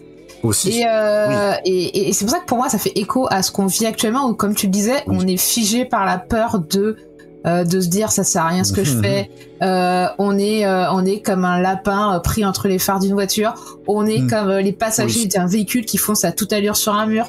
Vraiment. Et oui, c'est un sentiment je pense qu'on partage tous. L'éco-anxiété, c'est un truc qui est factuel, quoi. Et je pense que ça parle de ça justement t'as un personnage par exemple qui essaye de faire pousser des plantes et qui arrive pas, et pendant toute la BD elle est en mode j'arrive pas à faire mes semis, etc. Et tu la vois qui dessine des plans, qui essaie de faire un truc et qui ne change pas d'un iota sa méthode en plus. Et tu sais, t'as l'expression d'Einstein, je crois que c'était Einstein qui disait la folie c'est de reproduire le même geste en espérant un résultat différent. Et il y a ça en fait, et je pense que ça parle de l'incapacité à bouger, mais même parce que tourner en rond, ne pas s'arrêter de bouger, et tourner en rond c'est aussi quelque part être incapable de bouger dans le sens où tu ne changes pas par rapport à ce que tu faisais, quoi. Et c'est ta capacité de changer qui est basée sur la peur vraiment qui te fossilise, quoi. Et d'ailleurs, il y a des personnages, le personnage principal qui a un problème de fossilisation, de calcification. Oui. Donc c'est littéral. Ça faut en parler. Ça faut en parler. Oui, c'est vrai. Tout à fait. Mais moi, j'ai eu l'impression que malgré tout, il avait l'air de dire, bon, c'est peut-être moi qui me trompe, que ils étaient dans un univers où il n'y avait pas de solution et que que tu pouvais pas vivre de façon perpétuelle. Qu'il y avait, que malgré tout, il y avait pas de façon qu'on pouvait pas survivre à ce monde qui était en train de crever. Si quand même, puisque alors sans spoiler, c'est compliqué, mais à des moments il y a des embryons de solutions. En tout cas, il y a une démonstration qu'il y a encore de la nature, puisque du coup ce personnage principal arrive à aller à des endroits subatomique, dans le sens au niveau de l'atome, cellulaire, on va dire cellulaire. Et après, à la fin elle arrive, elle va à un moment donné, elle va loin, mais bon bref, en tout cas elle constate à plusieurs moments qu'il y a encore de la vie, en fait. Alors peut-être pas la vie telle que on voudrait la voir, quoi. Il y a des animaux un peu dégueulasses, mais on sait pas trop si c'est dégueulasse parce que ils ont muté ou si c'est juste parce qu'on a un niveau elle est minuscule et elle les voit en grand, mais bon bref. Et il y a cette question de aussi peut-être cette solution aussi de jouer sur ces dimensions, peut-être de rendre la grandeur à la nature. Il y a toutes ces questions-là qui sont abordées, je pense, et en fait ça montre que ça pourrait, si en fait, parce qu'on a des personnages qui d'un côté sont hyper figés et d'autres qui ne s'arrêtent pas de bouger. Et peut-être que la solution, c'est la rencontre entre ces deux mondes-là, de genre apprendre à pouvoir s'arrêter à un moment donné pour réfléchir et de pas non plus rester tout le temps à réfléchir, quoi. Et en fait, t'as vraiment deux mondes qui s'opposent, à savoir les monades qui eux bougent tout le temps et la super entreprise là qui elle reste figée dans son mode de fonctionnement et qui est incapable de bouger. Et en fait, on a le personnage principal qui littéralement établit des ponts sans cesse entre les deux. Et tu dis, en fait, la solution, c'est peut-être elle, en fait, ou les personnages qui sont comme elle, qui établissent des ponts entre les deux et qui pourraient peut-être amener quelque chose si elle arrivait à travailler son deuil. Parce que c'est aussi une autre thématique du texte qui est... t'as l'impression que ces personnages sont impactés par une force qui les écrase. Et l'univers dans lequel ils vivent est ignoble, mais on sait que l'humain s'adapte à tout. Et en peu de temps. Si bien que, par exemple, quelqu'un qui a vécu dans la rue vit super mal de revenir dans un appartement, par exemple. Parce que, en fait, tu t'es habitué. Donc pour toi, c'était normal. Donc voilà. Et du coup, tu te dis, ils devraient t'habituer à ce monde-là. Donc leur problématique, c'est peut-être pas le monde, en fait. C'est peut-être des tragédies qu'ils ont vécues, en fait. Et notamment t'as l'opposition de notre fille qui parcourt l'infiniment petit, l'infiniment grand, du coup, qui elle est tout le temps dans la fuite, elle veut pas discuter, elle veut pas parler, elle bouge tout le temps, et en même temps elle se fait du mal sans cesse, elle se confronte tout le temps à la mort, donc voilà, tu sens qu'elle a vécu un deuil et que ça va pas, quoi. Et de l'autre côté, on a le personnage qui s'appelle Père-Mère et qui sourit tout le temps et qui dit qu'en gros c'est sa manière de lutter contre sa tristesse. Et quelque part je me suis dit, est-ce que avec la scène de la grand-mère, si quelque part c'était pas aussi l'acceptation de changer, de grandir, mais aussi de vieillir et de mourir, en fait. Qui retenait tous ces personnages, en fait, parce que finalement ce que fait cette entreprise à chercher absolument les abeilles, c'est à lutter contre la mort programmée de l'humanité. Ce que font ces personnages des monades qui courent sans cesse de tempête en terrain sec, c'est à fuir l'implacable chaleur de ce monde en perdition. Et finalement, est-ce que le personnage de la grand-mère les incite pas à accepter le fait que peut-être que l'humanité va s'éteindre et que c'est ok, en fait? Il y a... Ouais, c'est... Je suis pas d'accord avec tout ce que tu as analysé, mais t'as touché un truc qui est essentiel complètement. Mais aussi, il y a le... Enfin, surtout, il y a... Non, en fait... Pardon, parce que je me reprends. Il y a cette... dans la monade, ce qui est extrêmement intéressant, c'est que c'est des personnages qui sont en mouvement, mais qui sont personnellement très immobiles. Ça, c'est intéressant. Ne serait-ce que dans leur nom, ils ont en nom leur fonction. On a le tempestaire qui surveille la météo, on a la navigatrice qui établit le cap, etc. C'est leur fonction, c'est leur identité, et elle est un peu figée. Même si après ils ont tout un fonctionnement, etc., qui est très fluide, des choses comme ça. Et en fait, c'est aussi, pour moi, j'y vois un aspect aussi très de personnages qui ont tous des handicaps, qui ont tous des grosses épreuves dans leur vie, dans leurs trucs comme ça, qui vraiment les ont rendus non valides, en fait.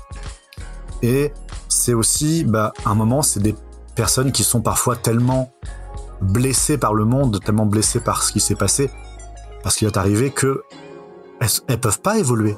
Elles ont été un bout de métal qu'on a tapé, et maintenant elles ont cette forme-là. Cependant, tu dis l'humain s'adapte très vite. À l'échelle de génération, oui. Individuellement, on peut rester cassé très très longtemps. Et il y a cette idée-là que je trouve assez forte, et au final, le seul personnage qui accepte de changer, même si elle sourit, Père-Mère, ça lui coûte, tu le sais, tu le sens, tout ça. Mais c'est le personnage du coup qui accepte ce changement. Peut-être un petit peu trop, peut-être que ça aussi ça part de défauts, etc. Mais il y a des trucs comme ça. Et il y a des trucs que je trouve extrêmement forts, parce qu'on n'est pas non plus dans un pessimisme de t'es tellement cassé, tu peux plus faire rien du tout, etc. Tu peux pas changer et t'es bloqué comme ça. C'est un peu vrai pour les personnages, mais qui ont tous essayé de se batailler et de se faire changer aussi eux-mêmes. Avec les générations qui passent, ils vont avoir du coup un mécanisme. Les monades ont du coup des mécanismes pour évoluer, pour s'adapter.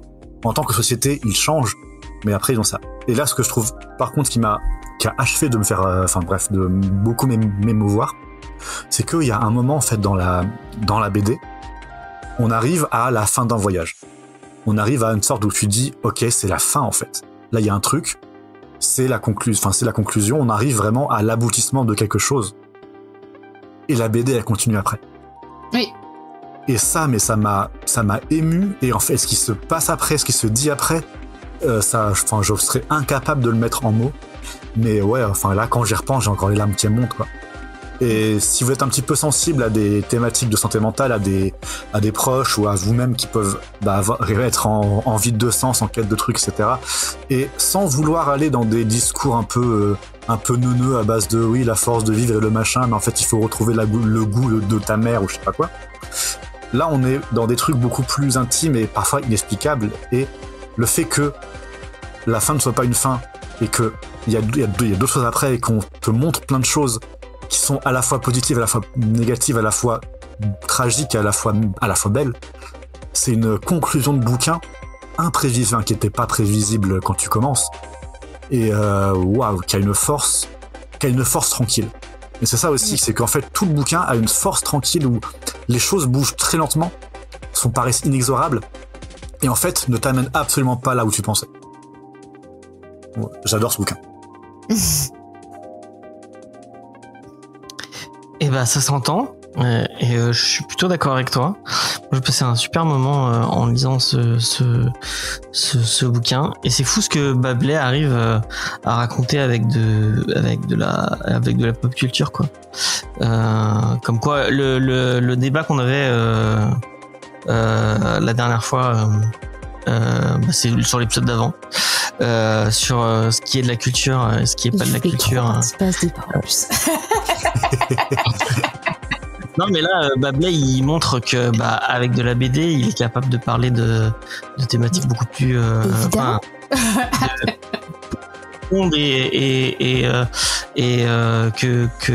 qu'on aurait pu faire en roman aussi, mais tiens, il nous démontre que c'est pas parce que ton médium c'est de la BD que tu peux pas parler de trucs philosophiques et parler de l'humanité, quoi.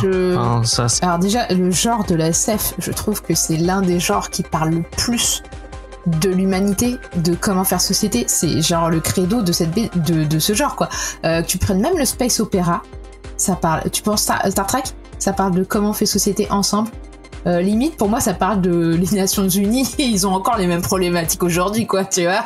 Genre, comment des pays qui sont aussi différents que des races extraterrestres peuvent s'entendre ensemble et prendre des décisions.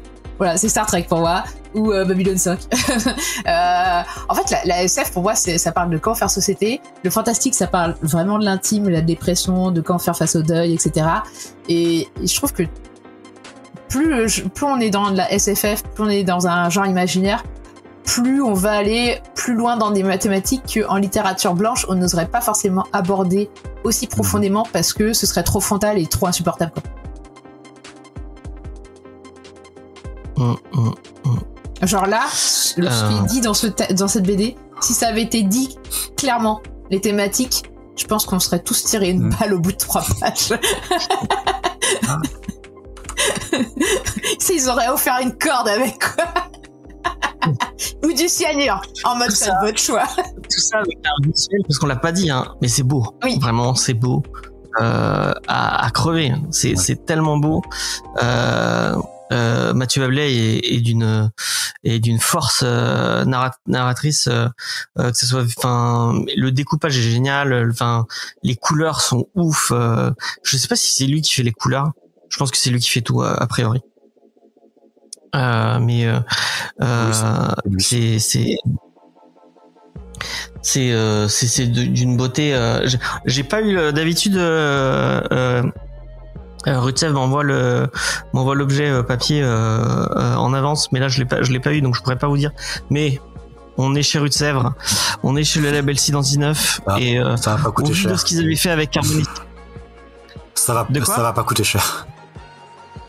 Déjà, ça va pas coûter cher. Après, je vais essayer de vous dire de suite le prix. Ça va pas coûter cher, mais ça va être un bel objet, hein. Parce que ils se prennent la tête à faire des beaux trucs à chaque fois, et ça vaut le coup d'y aller. Et d'ailleurs, pour le coup, tac. Ah merde, ils ont pas mis le prix. À 31.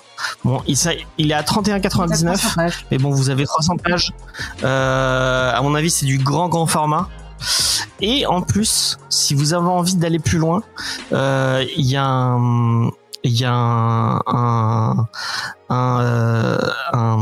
excusez-moi, j'arrive plus à parler.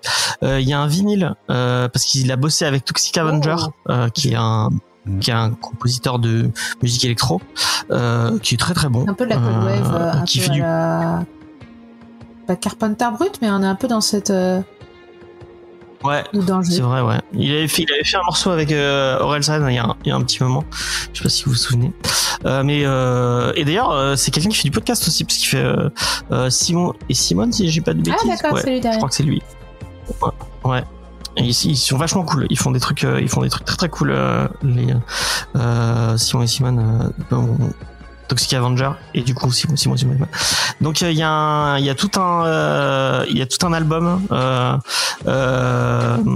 qui s'appelle Inframonde, qui a été composé par Toxic Avenger, et vous pouvez lire la BD avec les 11 morceaux. Alors ambiance techno post-apo, avec des passages contemplatifs et des morceaux d'ambiance épiques et angoissants. Voilà, ça donne grave envie. J'irai écouter ça. Ça se trouve, ça sera dispo je sais pas si ça sera dispo sur des plateformes de genre Deezer ou Spotify. N'allez pas sur Spotify, puis c'est des connards. Oui, vous faites ce que vous voulez, mais si vous avez un peu de... C'est plus que des connards, je crois que c'est un peu un psychopathe, le mec le PDG en tout cas, parce que j'ai entendu dire... Ah oui, non, c'est très grave. Le mec, il investissait dans des drones de combat. Alors, pas pour Israël, je crois. Mais bref, le mec, il a l'air un peu psycho, quoi. Oui. Voilà. Oui, il investit dans des drones de combat. Puis même au niveau de comment il paye les comment il paye les artistes, ouais. Bah ça, après, il y a un mec, je sais plus comment il s'appelle sur TikTok, qui a fait un peu un listing des plateformes, etc. Et t'en as très peu qui rémunèrent correctement. Les grosses plateformes ne rémunèrent pas correctement les artistes. Si vous voulez rémunérer correctement, vous allez sur Bandcamp et vous mettez le prix de l'artiste indiqué. C'est vrai, Bandcamp c'est très bien. Vous avez l'occasion. Bandcamp c'est très bien. mais pas tout le monde sur Bandcamp. Oui. Il y en a beaucoup qui des petits artistes qui n'y vont pas, qui vont directement sur Spotify et qui ne sont que sur Spotify. Et t'as beau leur dire, mais va sur Bandcamp. Ils font, oui, mais j'aurais pas de vues. Alors sur Spotify, j'aurais peut-être des vues. Oui, mais t'auras pas de sous. Voilà. Ouais. Enfin bref. Donc voilà, si vous avez envie, si vous aimez la musique de Toxic Avenger et si vous aimez les bouquins de Mathieu Babelet, les deux peuvent être réunis en un seul. Grâce à il y a une édition vinyle avec la BD, je crois, mais je sais plus à combien elle est. Mais quand même 30 € pour une grosse BD de 300 pages grand format, ça vaut le coup, hein. Ouais. En sachant que s'ils font comme pour Carbone et Silicium, et il y aura peut-être une édition de luxe, parce que Carbone et Silicium, il y avait je crois 1 an après, ils avaient sorti une édition de luxe non, elle est pas en noir et blanc, je sais plus. Tu l'as, l'édition de luxe, Judas ? C'est un grand format, non ? Je crois que je l'ai vu chez quelqu'un, grand format. Ouais, mais c'est déjà un grand format, le Carbone et Silicium. Mais il y a une autre édition de luxe encore plus belle, avec, je crois, la couverture elle est blanche et avec des dorures en or. C'est très beau. Voilà. Et pour une très belle BD, hein, je pense qu'on peut que le dire, hein. C'est très beau, ça parle très bien de plein de trucs. Effectivement, c'est un poil déprimant, mais des fois, tu parlais, c'est marrant, ça va avec, tu l'as dit, Dead Demon Destruction va avec Science. Mais c'est vrai, hein, il y a des BD qui, moi je pense, ça parle pas de la même thématique, mais je pense à The Leftover, qui est une de mes séries préférées, mais qui est, tu la mates, tu sais, moi je sais qu'après chaque épisode, il fallait que je pouvais pas enchaîner les épisodes parce qu'il fallait que je pleure pendant 1h30 tout seul dans mon coin pour digérer l'épisode, puis après me remettre parce que il y a deux types de trucs qui te font pleurer en fait. Il y a des choses que je trouve vraiment rageantes, injustes et pas justifiées, que des choses que je trouve vraiment, on en a fait des comics que je trouvais vraiment gratuits dans le traumatisme et dans le truc un peu, voilà. Non, mais là, et en fait, là, il y a vraiment, là, vraiment, en fait, moi, je trouve que le truc gratuit dans le traumatisme, le truc dans l'horreur, en tout cas, ça fait pas pleurer parce que t'as pas d'impact quand c'est fait gratuitement, ça se sent. Là où, en fait, si tu veux faire pleurer dans les chaumières, faut que ça vienne de manière, on va dire, naturelle, quoi. C'est et que ça remue un truc en toi que tu savais pas que ça pouvait bouger. Ouais. C'est ce que je disais. Moi, à Leftover, c'est pile au moment où ma belle-mère est morte. Et sans ça, j'aurais fait mon deuil, mais je l'aurais fait peut-être d'une autre manière et d'une façon peut-être plus. Ça m'a permis d'avancer psychologiquement sur ça. Je pense que il y a des choses que j'aurais pas compris et que j'aurais pas j'aurais pas mis des mots ou j'aurais pas mis des émotions sur ces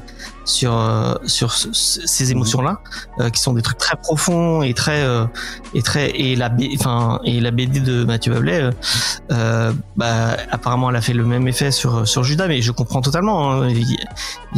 Moi, Jenny elle m'a bouleversé à plein de moments. Il y a un autre personnage, on parlait de cassification, je vais pas trop spoiler parce qu'il arrive vers la fin, mais il y a un personnage qui ne bouge pas trop. Vous voyez ce que je veux dire ? Oui. Ah oui. Non. Oh. Waouh, oui. Ce personnage m'a. Moi, ce personnage, il m'a. Ce que je vous ai dit tout à l'heure sur la grand-mère, quoi. Il accepte le fait d'être figé et le caractère implacable de la vie, quoi. Avec sa fin, en fait. Je pense que c'est une des thématiques qui essaie de passer en douce. Non, mais c'est moi ce personnage, j'ai failli pleurer vraiment. C'est d'une, il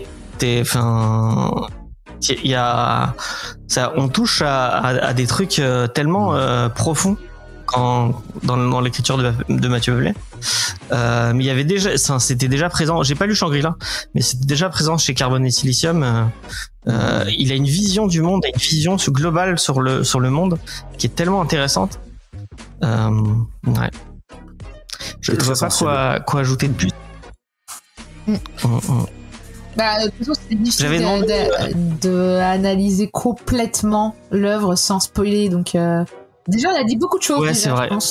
On a déjà dit beaucoup de choses. Ouais, en plus, on a mal dévoilé de trucs. Mais je pense que la lecture restera agréable malgré tout, tout en connaissant les thématiques et en sachant de quoi ça parle.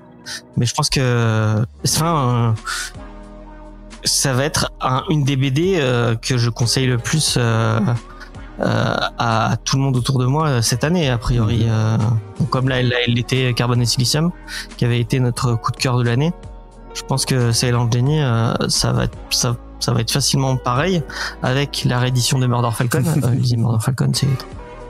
Et lisez The Moon is Following Us, parce que c'était tout aussi cool. Mais ouais, c'est fou, bah, c'est pareil, tu vois. Daniel Warren Johnson avec des trucs vraiment très, on est beaucoup moins dans une écriture beaucoup moins subtile que c'est. Je sais pas si c'est comparable, parce que je trouve que Daniel Warren Johnson il se répète un peu beaucoup à des moments, et puis en fait ces personnages ont des écritures qui sont un peu unidimensionnelles, avec en tout cas avec un seul problème, etc. Là c'est, enfin bref, moi j'ai pas entièrement adhéré au dernier à son dernier. Oui, non mais écoutez notre émission dessus pour savoir pourquoi. Oui. Non mais je veux dire, on est sur un mec qui prend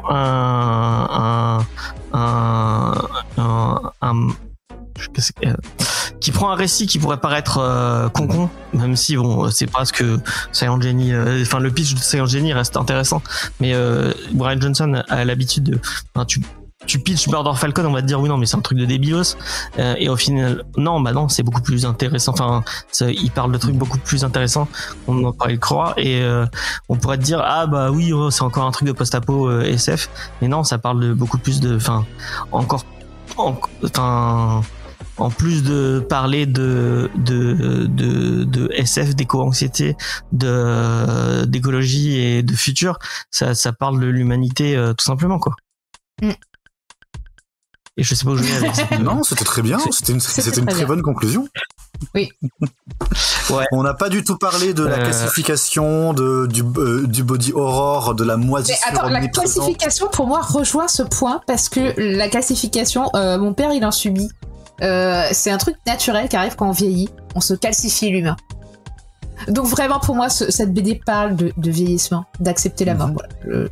Mais après chacun il verra, et c'est ça qui est beau je trouve sur un texte aussi qui aborde autant de thématiques et autant de sujets, c'est que chacun trouvera sa thématique et son bonheur dedans.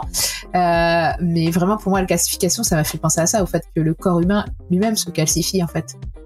Et après la conséquence aussi c'est que du coup ça te fige, ça te ralentit tes mouvements. Et ça va avec le fait que ce personnage est à la fois tout le temps en mouvement et en même temps incapable de continuer quoi, enfin d'avancer, d'évoluer on va dire, d'accepter la perte, ouais, au sens large. C'est bon. Et tout comme vous chers auditeurs qui n'accepterez pas la perte de cette émission qui doit malheureusement en arriver à sa fin. Oh putain, quelle belle conclusion. Ah, je l'ai forcé un peu, mais c'est merci. bon, ça passe. Bah merci à tous de nous avoir écoutés. Ça fait du bien ces petites émissions. Enfin, ces petites émissions, on a fait 1h20. Oh, pour toi, c'est une petite émission. Donc, ça reste une petite émission. Vous avez fait combien sur les sorciers de Mayfair? Non, c'est pas facile. Ah, je pense qu'on a dû faire 12 heures. Non, peut-être pas les 12 heures. On a dû faire 1h30. Oh, ça va, vous êtes. Ouais. En plus, il y a des trucs à couper, donc peut-être que. Ouais. Enfin, bref. Ça fait du bien. Et puis, moi, ça me fait du bien de plus avoir. Enfin, je le répète encore une fois, hein, mais de plus avoir la pression du live et de pouvoir faire les petites émissions comme ça entre nous. Bah, je sais pas si ça vous gêne, chers spectateurs, et de plus avoir la vidéo, puisqu'effectivement, vous avez plus la vidéo. Bah, vous dites-moi si ça vous gêne. Après, t'enregistres le flux vidéo ici, non? Tu peux mettre sur YouTube. Ouais, mais vu que je coupe et que j'ai la flemme de le refaire. je pourrais, si vous voulez vraiment avoir la vidéo, vous pouvez l'avoir. Hein, mais bon, vu que c'est juste nos têtes, je pense. En plus, moi je me dis, pas besoin d'illuminer la pièce. C'est bon, on est en l'ambiance c'est cool chez toi. Hein. Ah bah moi chez moi c'est en mode jaloux la déco, voilà. Moi je suis mat depuis une semaine, donc autant vous dire que chez moi j'ai pas mis la cam. Ah mais c'est pas grave, y a pas de problème. La semaine prochaine, on va rester un peu dans le horreur, j'ai l'impression.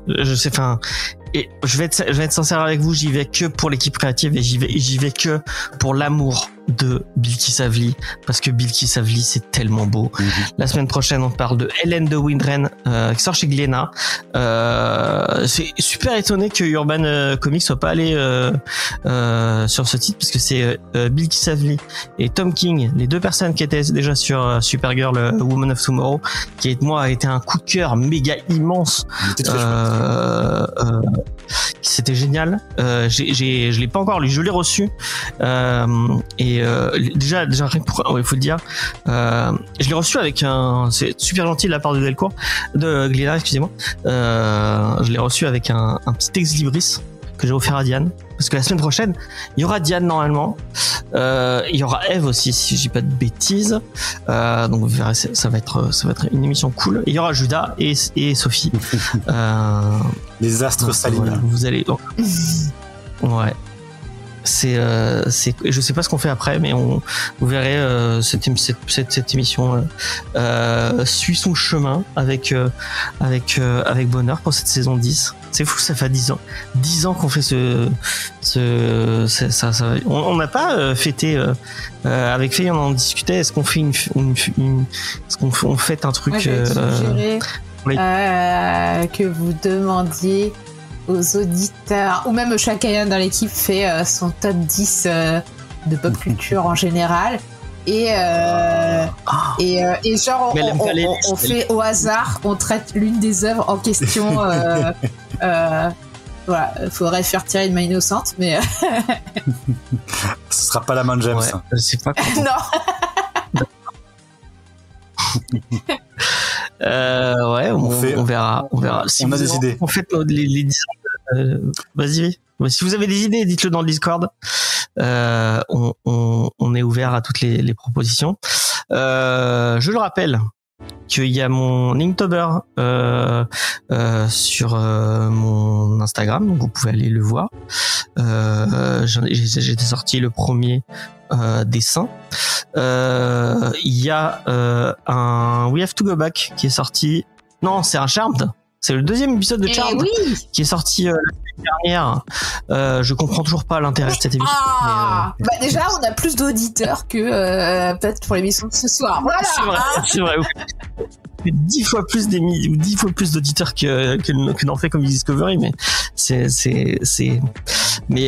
non, mais c'est parce que moi j'aime pas Charmed, mais quand on fera pareil pour Supernatural ou pour Vampire Diaries, là je serai à fond, il y aura pas de problème. Alors que c'est le même tonneau, tu sais. Ah non. Mais non. Mais complètement pas du tout. Alors là, Vampire Diaries, c'est le même, ça te vend la même formule, à savoir, là c'est des beaux garçons, Charmed c'est des belles gosses, et oui, non, mais ils sont sexualisés, mais tout le temps. Et moi, ce qui me gêne dans Charmed, et on va pas se relancer dans ce débat, c'est le lore qui est éclaté au cul, éclaté au sol. C'est pareil, Supernatural. Le Supernatural, ça passe pas à dire. Alors, ce qu'on vous a dit la saison dernière, c'est pas exactement ça. On va vous réexpliquer. Oui, bon, c'est beaucoup plus long, effectivement. Oui, apparemment, t'as un ascenseur qui t'emmène en enfer, tu peux revenir quand tu veux, hein. Oui, mais c'est vrai qu'à chaque saison, il y en a un qui va au purgatoire. Lucifer, c'est un tel. Non, en fait, c'est un tel. Non, en fait, c'est un tel. Non, en fait, il tient un bar à Los Angeles. Non, Lucifer, c'est toujours le même. Hein. Lucifer, c'est toujours le même dans. Il y a tellement de trucs où tu te dis, mais attends, je crois que c'est ça. Oui, mais ils changent de corps, parce que c'est des anges qui changent de corps et tout. Enfin, bref. On va pas. Excuse-moi, Doctor Who, il change de corps à chaque fois, ça te dérange personne. C'est vrai, mais Doctor Who assume son côté kitsch. Voilà. Ouais. Bref.